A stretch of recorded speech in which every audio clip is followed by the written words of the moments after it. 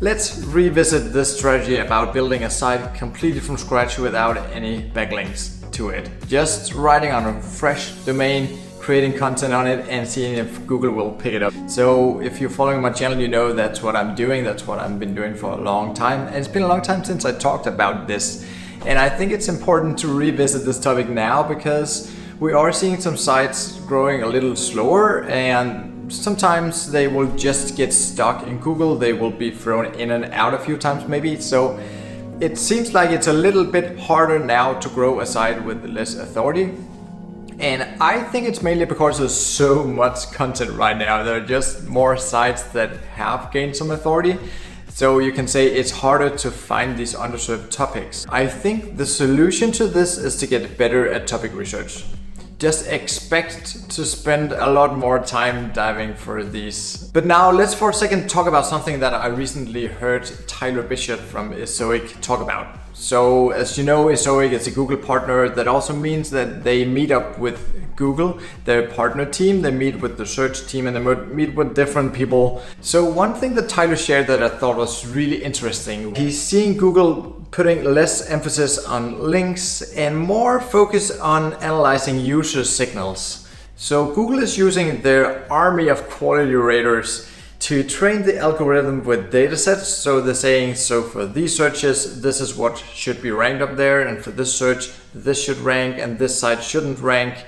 And then when they launch the whole machine learning on these datasets, some patterns might emerge over time, and that's what they are really getting better at right now. So when we talk about user signals, we have traditionally been talking about bounce rate and time on site.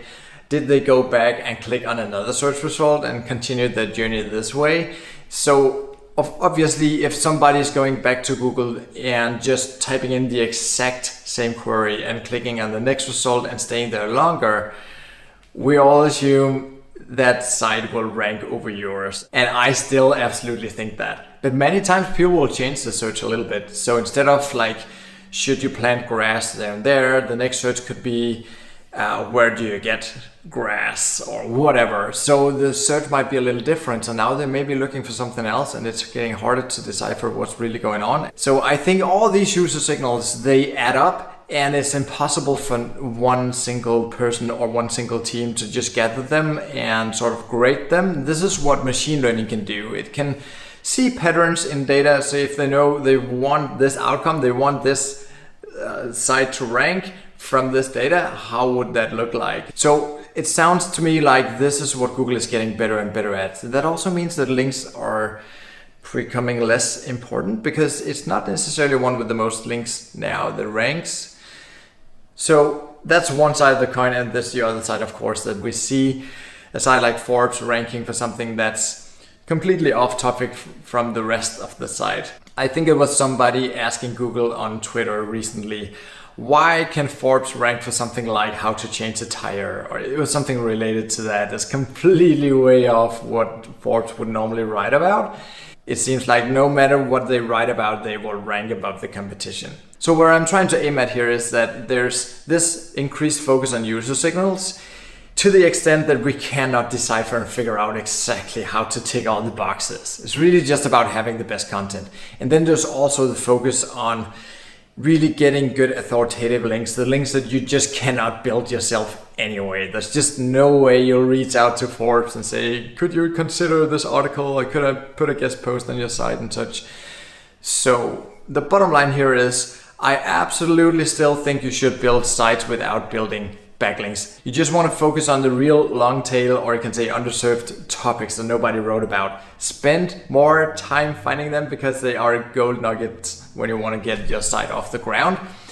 And then wait for the good backlinks to come naturally, because the ones you can build yourself, you can reach out to somebody or you can exchange a few links with other smaller bloggers. They're just not going to move the needle. You need real authority, and that's what you get over time by building a big site. I built a small handful of those myself with many hundred thousands of page views, and those good links, they just take time. There's just no way you can build them anyway. Also because it's very easy for Google to see which sites are linking out the most, and if they're linking to you and they're linking to everybody else, it's just not the best link. It's just not those links that are going to move the needle anyway. So another thing Tyler shared was that Google is not a big fan of really long articles. They just try to cover a lot of ground to really engage and keep the reader on the site for many minutes to read and read and read. So that's not necessarily a good sign that people stay a long time on your site.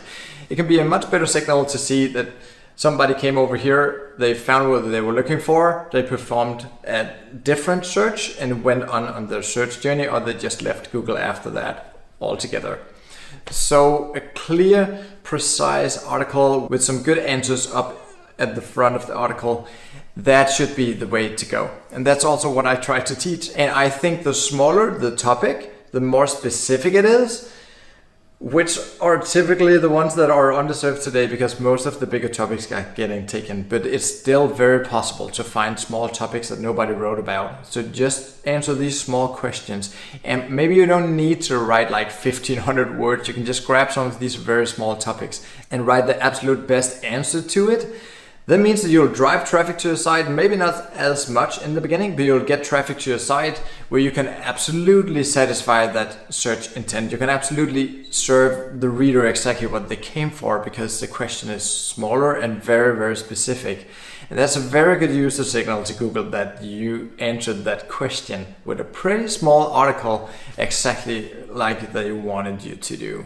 So I think we just all need to be a little more patient, even more patient than what we've gotten used to and that we have always needed to be, because when you're building a new site, you have to be very patient for the first 10, 12 months. And maybe you should add a few more months to that now and expect more fluctuations, more ups and downs as long as the site is small and you just have like 10,000 page views until you see like 20, 30, 50, or maybe even 100,000 page views.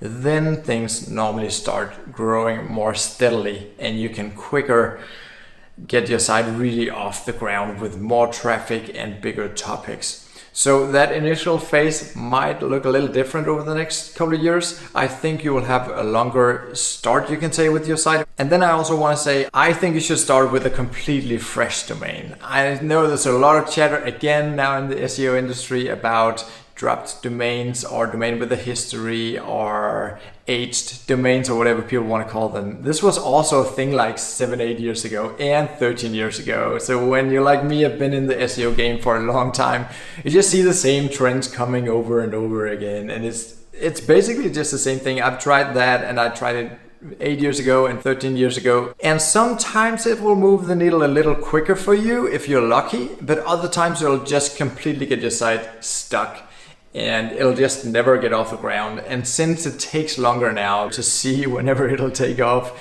it's just a huge waste if you ask me.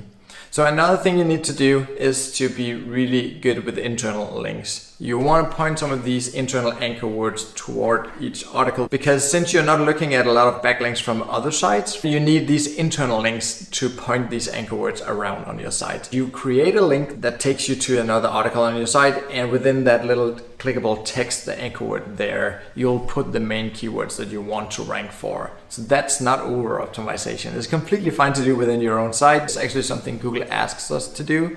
So do that, build a lot of internal links. You can have like 5 or 8. I mean, if it's 1,500 words throughout the first articles, just have a lot of internal links that make sense for the user, because that will get the site growing faster for sure. I've seen that many times. So building sites with absolutely no backlinking, be a little more patient. To me, it's still the way to go. We just need even more patience, and we need to build internal links, and we need to do a better job of finding underserved topics many times, or at least we need to spend more time because it's getting a little harder. So let me know in the comments how this is working for you. If you have any obstacles or problems with this, let me know and I'll do my best to answer every single comment until my next video comes out. I always answer every comment on the latest video. See you guys.